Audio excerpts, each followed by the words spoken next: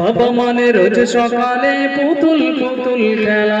বাকিটা যদি আপনারা সবার সাথে তারপরে হবে, আগে জানিয়ে দেওয়া দরকার আমাদের মাঝে উপস্থিত হয়েছেন, ইতিপূর্বেও বলেছি উপস্থিত হবেন, কিন্তু আমাদের মাঝে উপস্থিত হয়ে গেছেন জনাব হযরত মাওলানা আসিম সাহেব মধ্যবঙ্গ দিনিয়া সেন্টারের প্রধান পরিচালক, এবং তার সাথে সাথে আজকের প্রোগ্রামের শেষেও একজন বিশিষ্ট বক্তাকে এখানে দাওয়াত দেওয়া হয়েছে, জনাব মাওলানা কিতাবুল সাহেব, আপনাদের সুপরিচিত একজন বাংলার বিশিষ্ট বক্তা। তিনি আপনাদের মাঝে আসবেন এবং স্বল্প সময়ে তার যুবক কণ্ঠে একদম উত্তপ্ত করে তুলবে আজকের এই ঠান্ডা প্রোগ্রাম।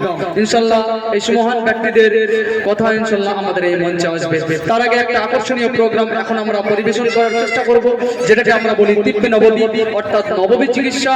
রাসূল আকরাম সাল্লাল্লাহু আলাইহি ওয়াসাল্লাম অন্যান্য শিক্ষার সাথে সাথে এই নববী চিকিৎসা বিদ্যা আমাদেরকে শিক্ষা দিয়ে গিয়েছেন। যদি আমরা এর উপরে আমলকারী হয়ে যাই, রোগ আমাদের দূর দূর পর্যন্ত ছুঁইতে পারবে না।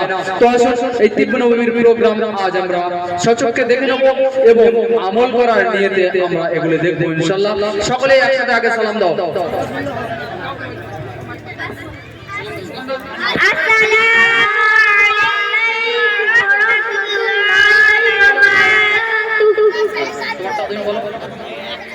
পবিত্র এই কোরআন আল্লাহ তাআলা বলেন, কুল মিন সামারিহাল আসমারা, অর্থ অনুবাদ, যখন গাছে ফল আসে তখন তা খাও।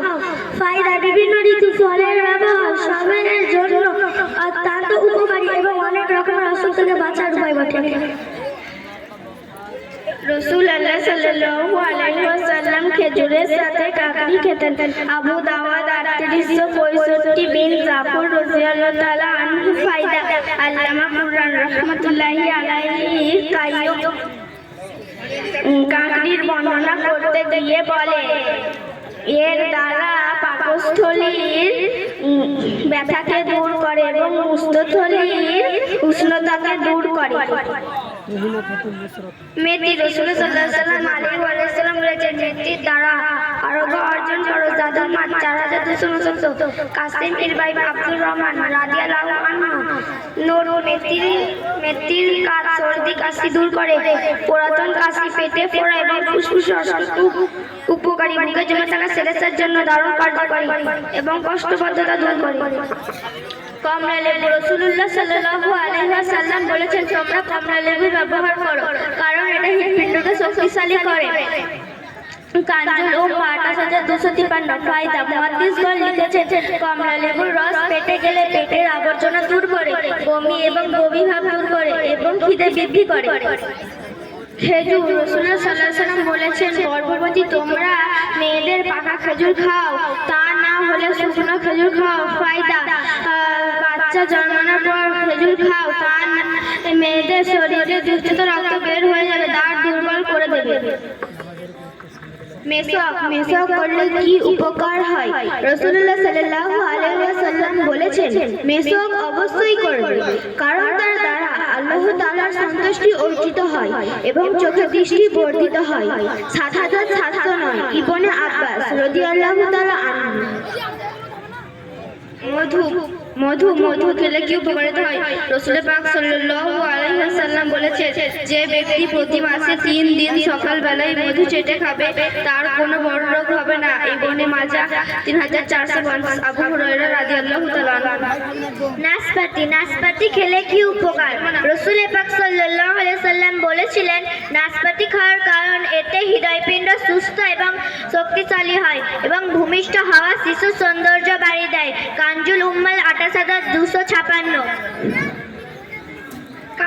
কালো জিরার উপকারিতা। রাসূল পাক সাল্লাল্লাহু আলাইহি সাল্লাম বলেছেন, তোমরা এই কালো জিরা ব্যবহার করো কারণ এতে মৃত্যু ছাড়া প্রতিটি রোগের চিকিৎসা রয়েছে। বুখারী 5687। আয়েশা রাদিয়াল্লাহু আনহা বলেছেন, তরমুজ খেলে কি উপকারিতা হয়? রাসূলের পাক সাল্লাল্লাহু আলাইহি ওয়াসাল্লাম বলেছেন, তরমুজকে তাজা খেজুর খেতে এবং বলতেন, আমরা এই খেজুরের গরমকে ঠান্ডা দ্বারাই শেষ করে দিই। আবু দাউদ হাদিসে রাসূল 3836। আয়েশা রাদিয়াল্লাহু আনহা। ফায়দা, তরমুজের গরমে প্রচণ্ড তাকে কম করে দেয় এবং গরমের ফলে মাথা যন্ত্রণা ডালিম খেলে কি উপকারিতা হয়? রাসূল পাক সাল্লাল্লাহু আলাইহি ওয়াসাল্লাম বলেছেন, ডালিমকে তার ভেতরের আবরণ খাও, কারণ এ পেট পরিষ্কার করে। মুসান্নাদ আহমদ 22726 আলী রাদিয়াল্লাহু আনহু। ফায়দা আল্লামা ইবনে কাইয়্যিম রাহমাতুল্লাহি আলাইহি বলেছেন, ডালিম যেমন পেট পরিষ্কার করে তেমনি পুরাতন কাশের জন্য খুবই কার্যকরী ফল।